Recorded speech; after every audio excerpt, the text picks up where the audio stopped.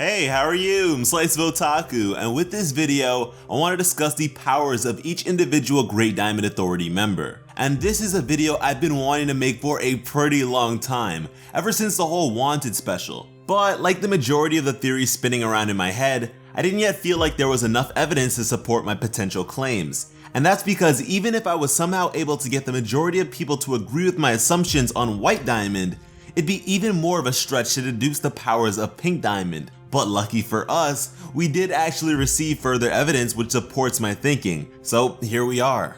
Now, just like the various gems they command, the diamonds exhibit abilities which serve to be reflective of their roles. As the leaders of their species, each of their powers are tied to some sort of manipulation when it comes to other gems. However, each of their individual manipulation-based abilities are unique to them alone. And I say this mostly because if this were not the case, there would be far less of a reason to have multiple diamonds.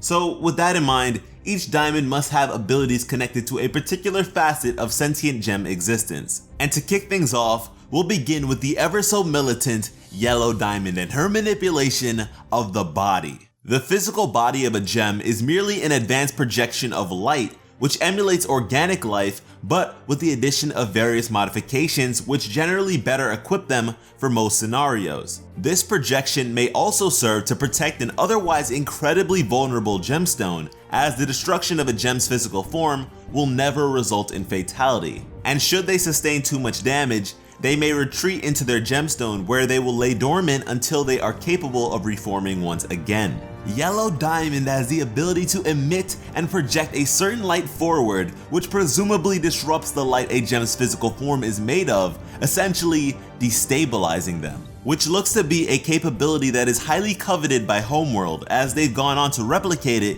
in the form of private gem destabilizers. Handheld weapons given to Homeworld elites which allow them to quickly thwart insubordinate gems in a fashion similar to that of Yellow Diamond. These gem destabilizers are only in the hands of Homeworld elites because they are very dangerous tools when it comes to a potential revolt, and the probability of a high-ranking gem rebelling is extremely low. Now, if you're wondering whether or not Yellow Diamond could be poofed by a gem destabilizer herself, unfortunately, we don't really have a clear answer to that just yet, but I would like to note that during the act of discharge, Yellow Diamond is surrounded in an active veil of light. And I'd assume that if someone were to attempt to destabilize her then, it would be ineffective. But maybe if she's not covered, she would be destabilized just like any other gem.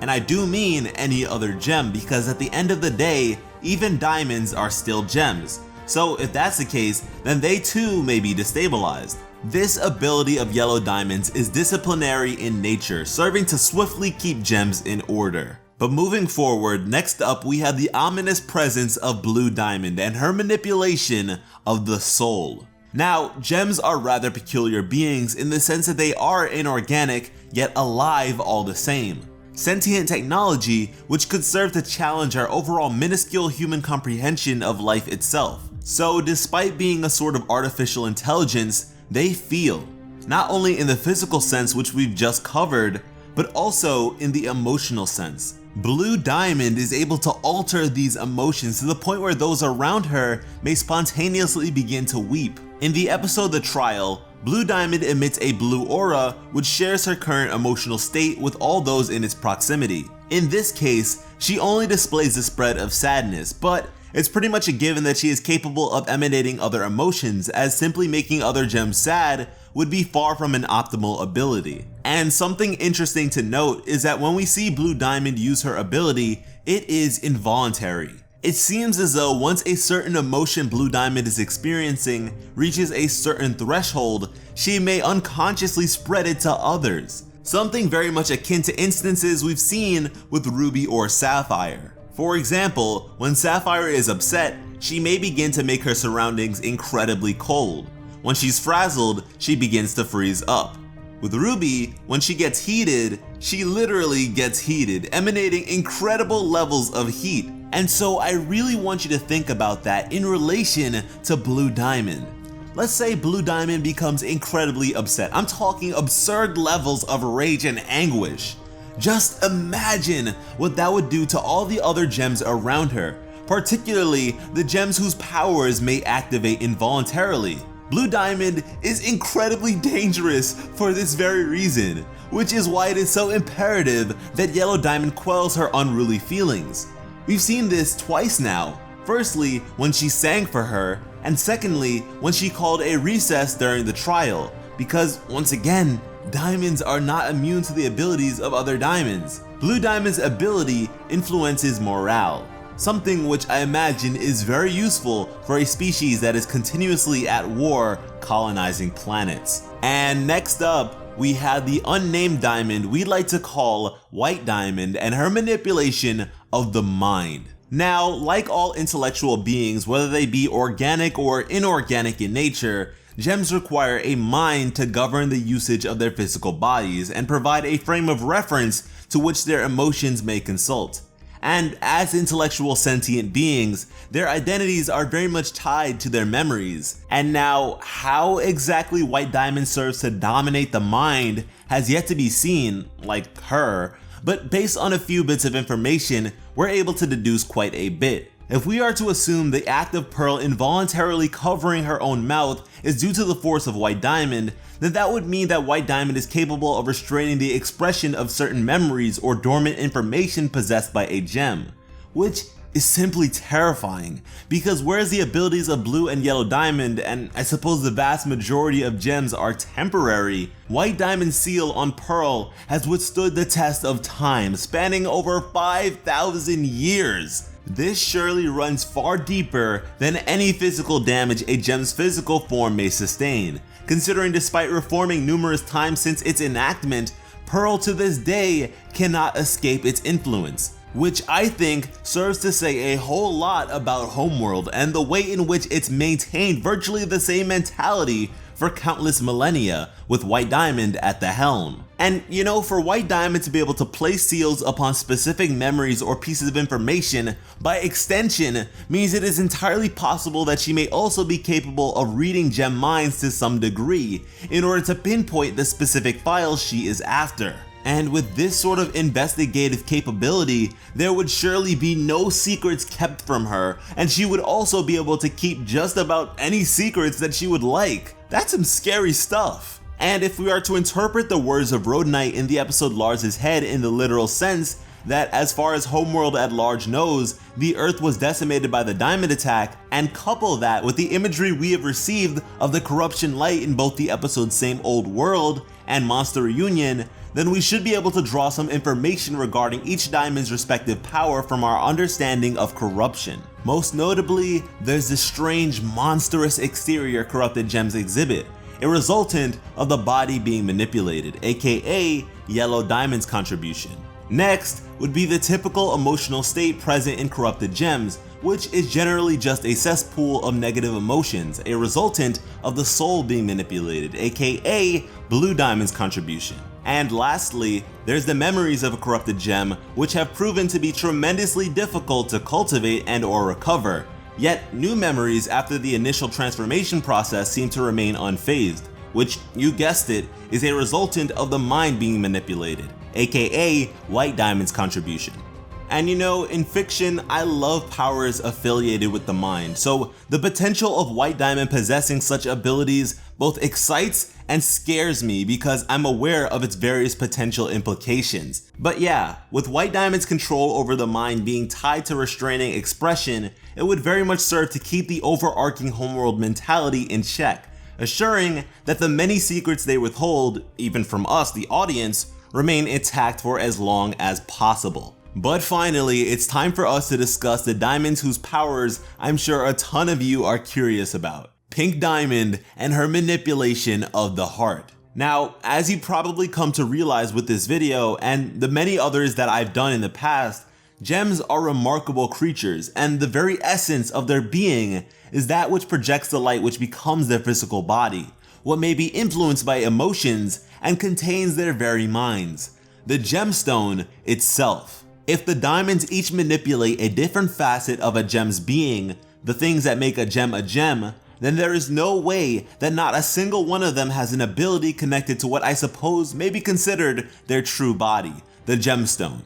Gemkind seems to continuously revolve around the concept of a core or a heart. The crystal temple itself has the crystal heart, which serves to power everything inside of it. The lunar sea spire would proceed to fall apart without the inclusion of the moon goddess statue. The pyramid temple was powered by a corrupted gem within an obelisk. And our last example stems from Homeworld itself. According to the brief clip we received of the upcoming episode Lars of the Stars from San Diego Comic-Con, the Sun Incinerator ship the off-colors took from Emerald was stolen from the heart of Homeworld. Now, without proper knowledge of Steven Universe lore, you may not consider the term heart to be literal, but lucky for you, you watch my videos so you know your stuff. But anyways, the point I'm trying to make is that everything gem related has a source of its power, the core, the origin, the heart. But what exactly would that mean for a gem ability tied to that? Well, that may be a bit harder to pin down, so we're gonna need a bit of creativity here, which leads to one of the questions I have for you all. If Pink Diamond's power is certainly tied to the gemstone itself, what do you think she does to it? And of course, I have a few of my own ideas as to what it could possibly be, but the main one I'd like to share with you would be related to the healing of the gemstone, which also happens to be the signature ability of her former court member Rose Quartz. And because of this, if Pink Diamond does in fact have healing capabilities, they cannot be the same as Rose's, because, well, Pink Diamond is a diamond. So if Pink Diamond had healing abilities within a league of their own, then I imagine they were able to do something Rose's healing could never do, and that would be the restoration of a shattered gem. And I know, very ironic, but honestly, every gemstone related power I'm thinking she may have had is in some way ironic. If Pink Diamond was in fact capable of resurrecting the Shattered, she would be a very useful asset in any sort of planetary conquest, making the gems below her even more immortal than they innately were. Something else I'd like to point out is once again related to the inclusion of each diamond's respective powers when it comes to corruption. The spread of corruption was Homeworld's final attack on Earth, meaning it occurred after the shattering of Pink Diamond, and so Pink Diamond of course was not included, which means whatever her gemstone related power was, it is certainly not present in the corruption virus, which I think serves to explain why the gemstones of corrupted gems are unaltered and look the same as normal gemstones would, the way they looked prior to their corruption. And now as for the effects of each diamond's special abilities on life outside of gems, they do absolutely nothing. Humans are immune to each and every one of these abilities. However, as a gem-human hybrid, Steven is left in a rather interesting position with each of them. When it comes to Yellow Diamond's destabilizing light, Steven would be just as immune as he is with gem destabilizers. His body is organic, so there is no light projection to disrupt. With Blue Diamond's emotional distribution, things get a bit interesting because Steven is just as susceptible to its effects as a full gem would be, and possibly even more so. I say this because even when Blue Diamond didn't release her aura, Steven would share her massive tears all the same. In fact, Steven would begin to cry due to her presence in South Korea despite being in Beach City himself on an entirely different continent. And to put that into perspective, our real world equivalent to Beach City is Virginia Beach, which is roughly 7,180 miles from South Korea. Now that is some insane range. But it should be noted that although Steven was crying in her presence, Blue Pearl, Yellow Pearl, and Yellow Diamond were all in close proximity and did not cry like he did. But moving on to the potential impact White Diamond's mental manipulation would have on Steven, I doubt she'd have any effect at all. My thinking here is that Steven's memories and such are contained within his organic brain rather than as code or files within his gem. If anything, his gem operates most similarly to the crystal heart, a vital component providing life support and power to his outer organic body. And speaking of hearts, what would Pink Diamond's ability do to him? Well, if Steven's gem were to be shattered, kinda like I just said, that would be the removal of a vital component which keeps him alive. Even if it were to be repaired, would his organic body be able to hold on for that long, or would it be an instantaneous fatality in a fashion similar to the poofing of a gem?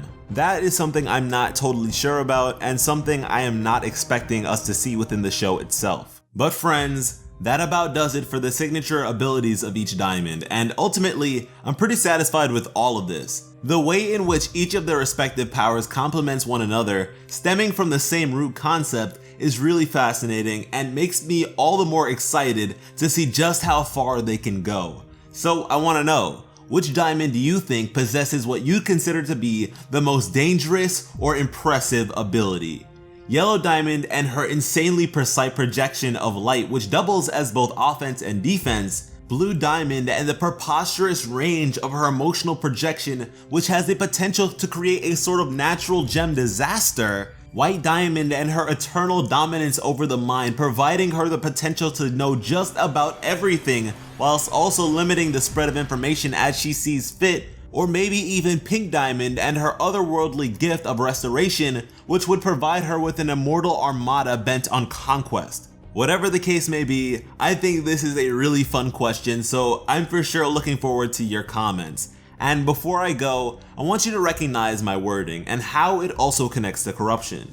The effects of corruption, as we've established, is a combination of their abilities, but the same goes for its initial spread. Just think about it, the overcast of light in the sky, range capable of impacting the entirety of the planet, and the long-lasting impact it may have on those it afflicts. Really and truly, dealing with or curing corruption is a battle against the diamonds in its own right. By doing so, you are essentially pitted against their combined might, which is it just adds a whole new level to the impressive nature of corruption and just, I don't know, the grand scheme of things, how insane things can actually get when it comes to the diamonds. Anyways, I really hope you enjoyed this video because I certainly had a blast putting it together for you.